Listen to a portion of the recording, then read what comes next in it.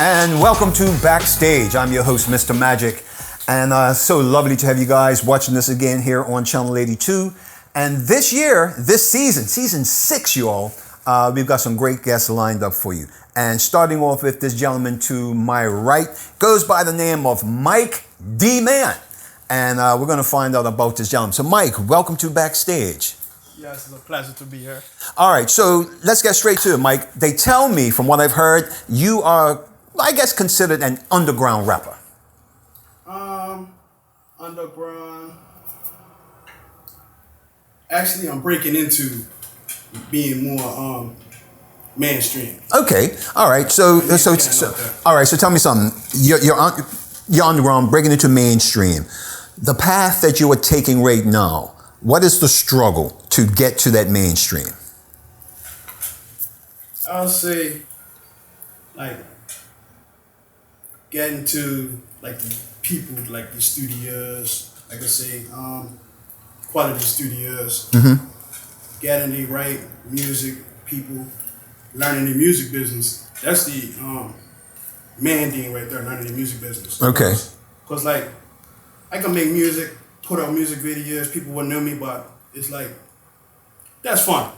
You know what I mean? I'm trying to turn this here into like a lifestyle. That's something that can actually finance me, like, you know what I mean? And sustain you. Yeah. Yeah. Definitely. Okay. All right. So you're trying to make the connections.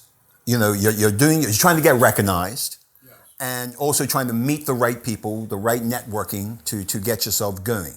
How many doors have been closed in your face so far?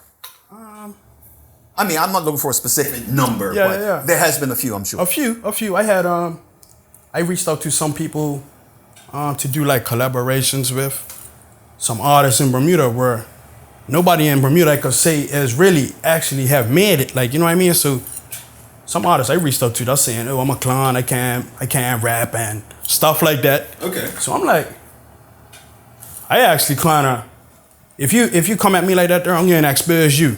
Okay. Cause I'm putting myself, everything I do, I'm putting it out. Right. You know what I'm saying? So you're my life, not hiding behind it. My life's gonna be out there, fun.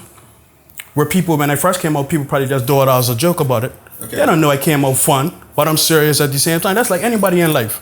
You could be happy, sad, mad. You know what I mean? You might even be the toughest guy out there, but if your parents die, you might cry. You know what I'm saying? A killer will cry when it's doing 25 years. I'm seeing that there. You know what I mean? So I'm like, okay. So you started off to have fun with this. Yeah, but I'm really serious about what I'm doing. Okay. All right. How would you then describe your music? My music is, it's not one way. My music is like, I might do something for the younger generation to have fun with. Okay. I might do something with people that's in a relationship, like what's going through real life experiences. Okay. I might do something for the guys in the neighborhood that's tough guys.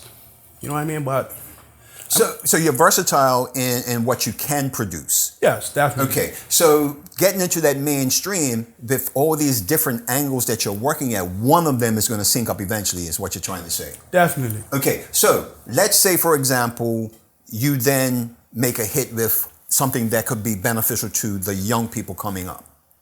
Would you say then, if that works for you, would you put aside the gangster rap, as they call it? Would you put that aside to focus on like the Will Smith type of rap? Because you know he went through a lot in the beginning. You know, people see him now, big movie star, you know, this, that, and the other. But when he started rapping, and all his raps are clean.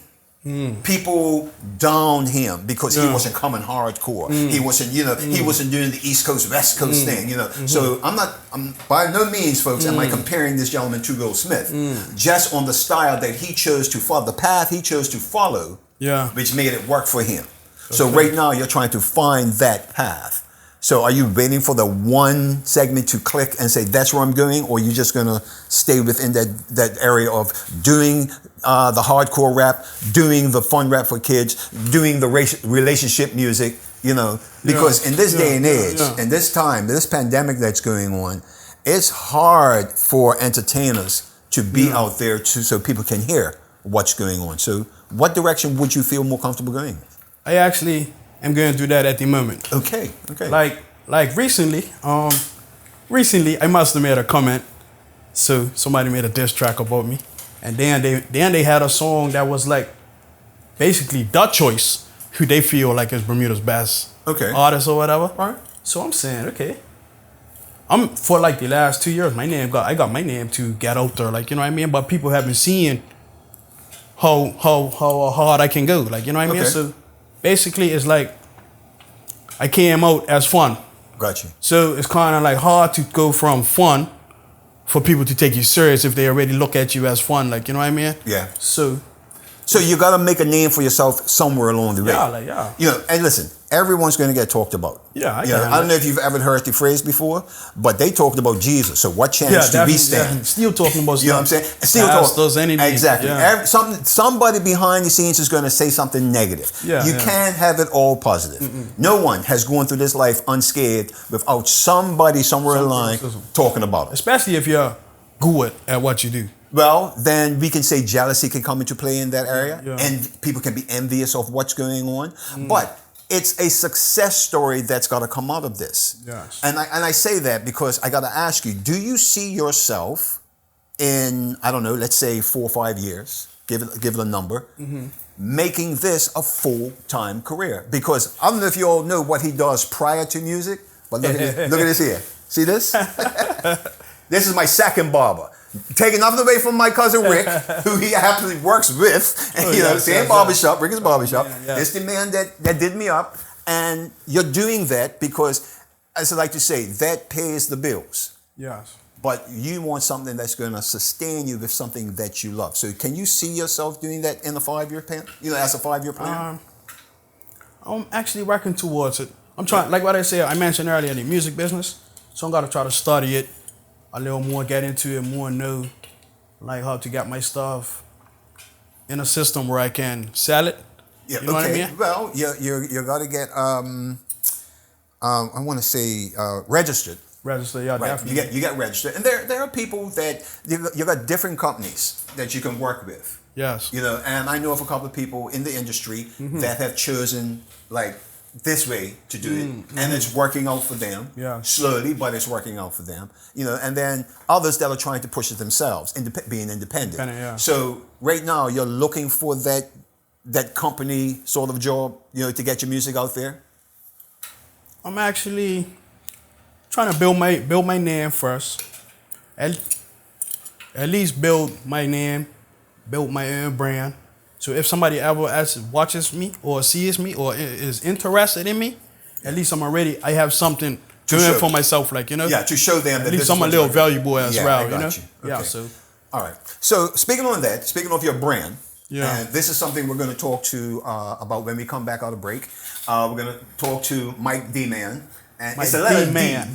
D. It's a MikeDMan. D. Yeah. Saying it the Bermudian way. MikeDMan. We're going to find out what his brand's going to be and talk more about his music. So we'll be back backstage right after this here on Channel 82.